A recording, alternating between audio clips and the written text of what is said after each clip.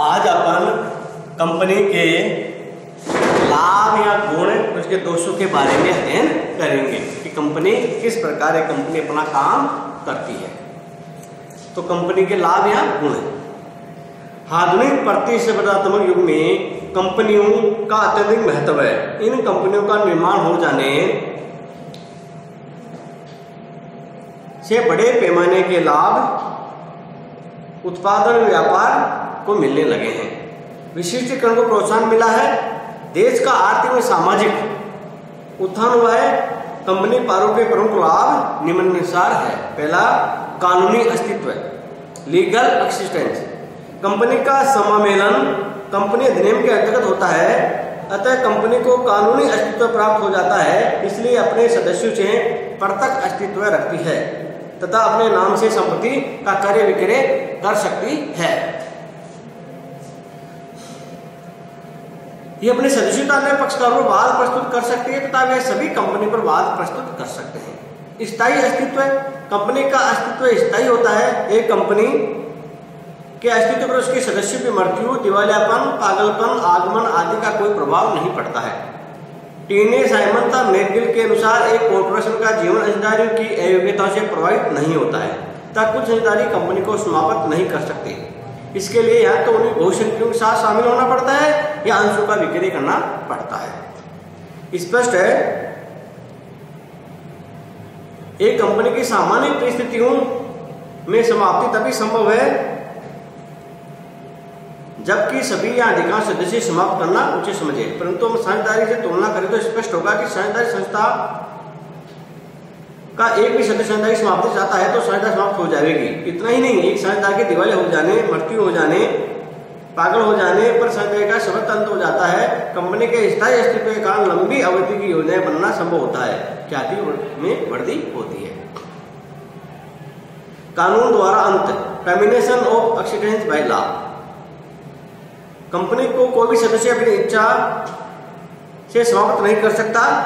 उसी इसका अंत कानून में निर्धारित प्रक्रिया पूरा करने के बाद ही होता है, अतः बाह्य पक्षकारों के साथ कपट की संभावना सीमित हो जाती है।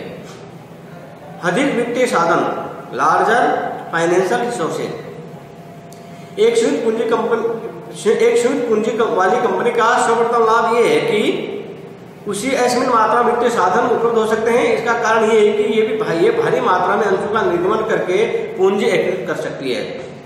बैंक तथा अन्य वित्तीय संस्थाएं भी कंपनी को आसानी से ऋण प्रदान कर देते हैं। सदस्यों का दायित्व सीमित होने के कारण प्रत्येक व्यक्ति सदस्य बनने में संकोच भी नहीं करता है।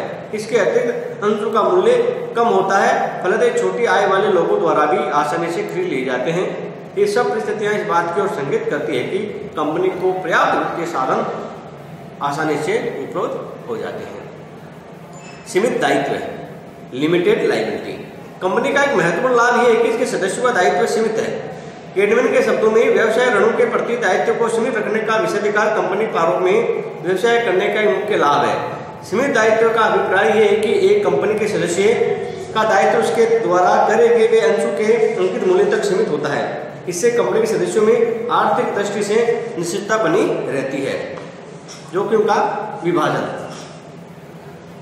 कंपनी के सदस्यों का दायित्व सीमित होता है, इसके साथ ही सदस्यों की संख्या पर भी कोई नियंत्रण नहीं होता है। एक कंपनी के सदस्यों की संख्या कंपनी द्वारा निर्मित अंशों की संख्या के बराबर तक हो सकती है। इस प्रकार कंपनी की जोखिम अनेक व्यक्तियों में बढ़ जाती है। पूंजीकरण के प्रोत्साहन, इनकरेजमेंट टू कैपिटलाइजेशन। भारत की पूंजी सदैव शर्मीली रही है, परंतु जो कंपनी का विकास हुआ है त्यों स्थिति बदलती जा रही है। लोग अपनी छोटी सी रकम से ही कंपनी के अंश क्रय कर सकते हैं। इतना ही नहीं, कंपनी के अंश का संपूर्ण मूल्य भी एक साथ नहीं चुकाना पड़ता है। इससे जनता अधिक अंश क्रय कर सकती है, जो लंबे समय के बाद काफी बड़े विनियोग में परिवर्तित हो जाते हैं।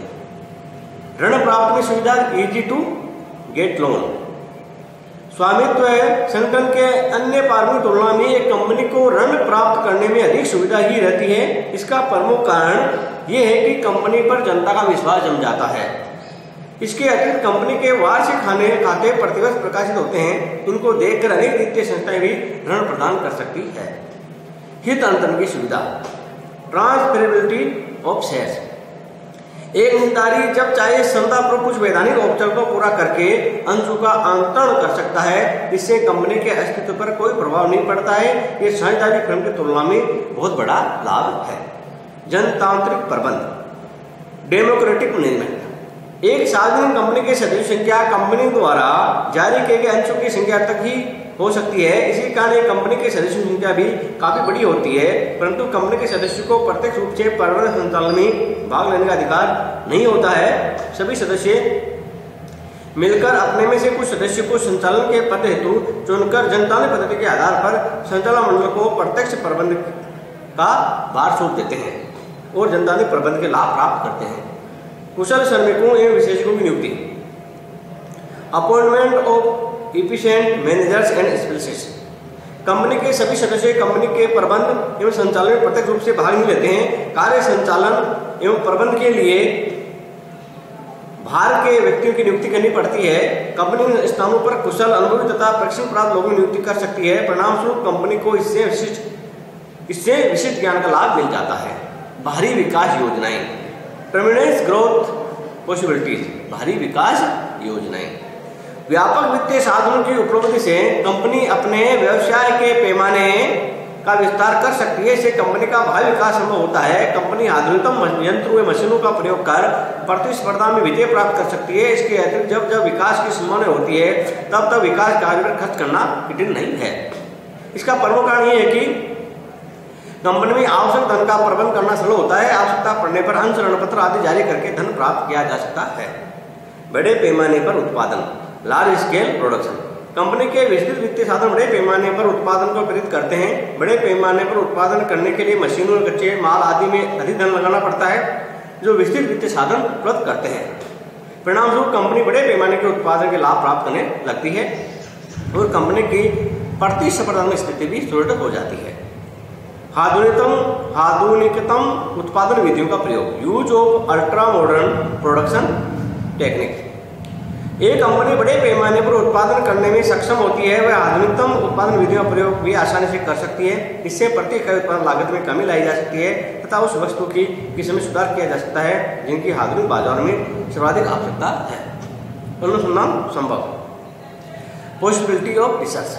बड़े पैमाने के उत्पादन करने पर उत्पादक अनुसंधान में धन का लगा सकता है। अनुसंधान उपभोक्ताओं तथा उद्योग क्षेत्र दोनों पर ही किए जा सकते हैं। उपभोक्ताओं पर अनुसंधान करके उनकी मांग, इच्छा, रुचि, पैशन आदि का पता लगाया जा सकता है तथा उद्योग अनुसंधान करके न्यूनतम लागत पर अधिकतम उत्पादन तथा कई वस्तु के उत्पादन के प्रयत्न किए जा सकते हैं। अनुसंधान करके उत्पादन करने से कंपनी की प्रतिस्पर्धा स्थिति और भी सुदृढ़ हो जाती है। दोष और सीमाएं, कंपनी की क्या दोष है, क्या सीमा, इसके बारे में अध्ययन कर रहे हैं।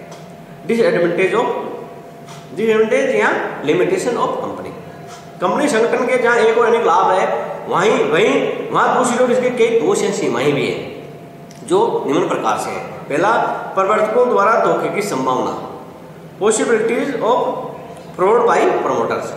कंपनी के प्रवर्तकों का प्राय यह उद्देश्य रहता है कि कंपनी का निर्माण होते ही वे उनके प्रबंध संचालक अथवा महत्वपूर्ण पदों पर अधिकार करके कंपनी पर पूर्ण नियंत्रण रखना प्राप्त करना चाहते हैं। इसी उद्देश्य की पूर्ति के लिए ही प्रवर्तक आरंभ में अपने ही व्यक्तियों को संचालन पदों पर नियुक्त करते हैं।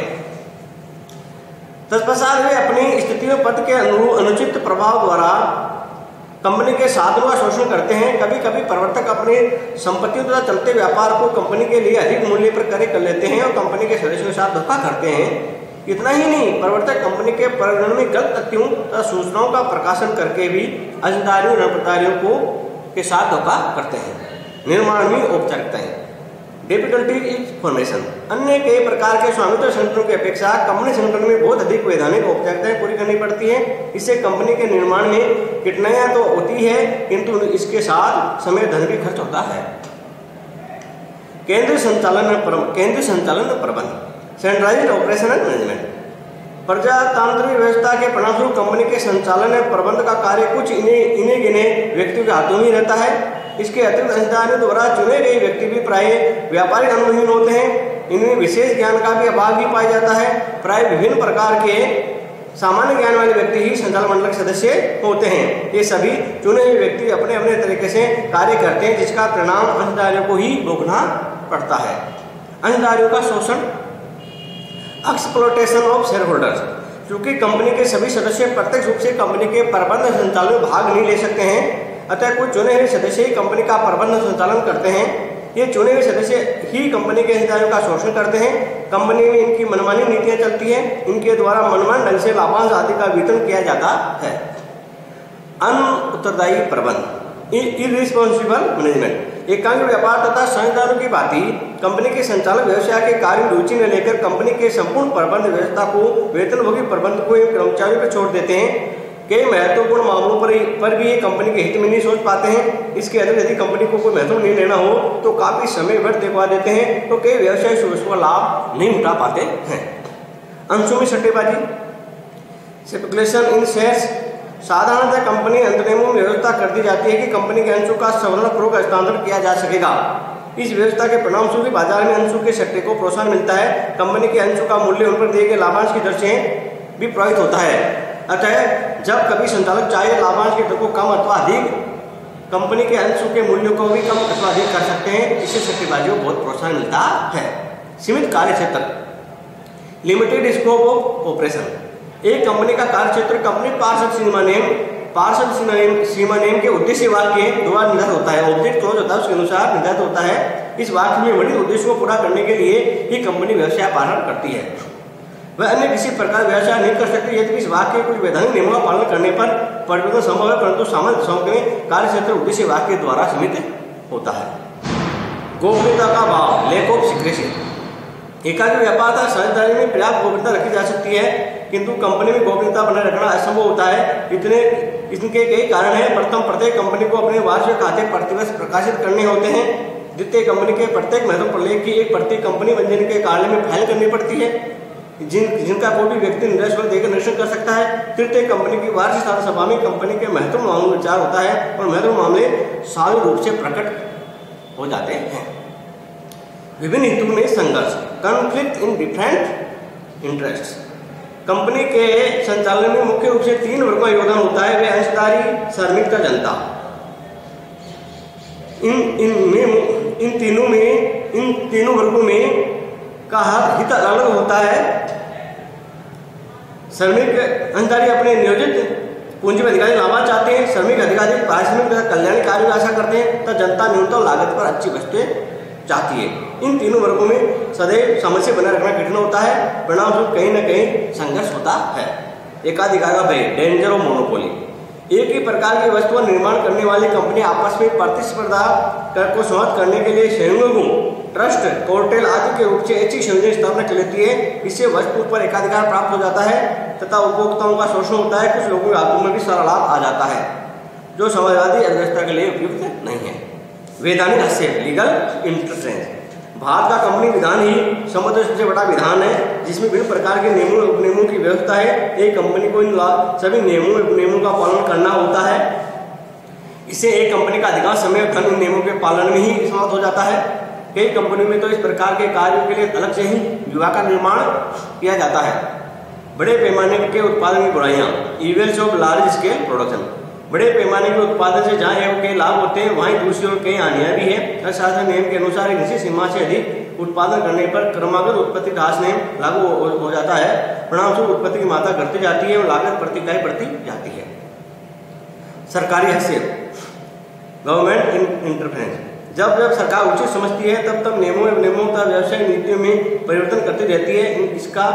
इसका कंपनी के विकास पर बुरा प्रभाव पड़ता है। इस प्रकार अपनी आज कंपनी अधिनियम के लाभ, इसके गुण के बारे में अध्ययन किया है, साथ में कंपनी के क्या दोष हो सकते हैं, क्या सीमा है, इनका भी अध्ययन किया है। इस प्रकार अपने आज कंपनी के लाभ, गुण और दोष सीमाओं के बारे में ज्ञान प्राप्त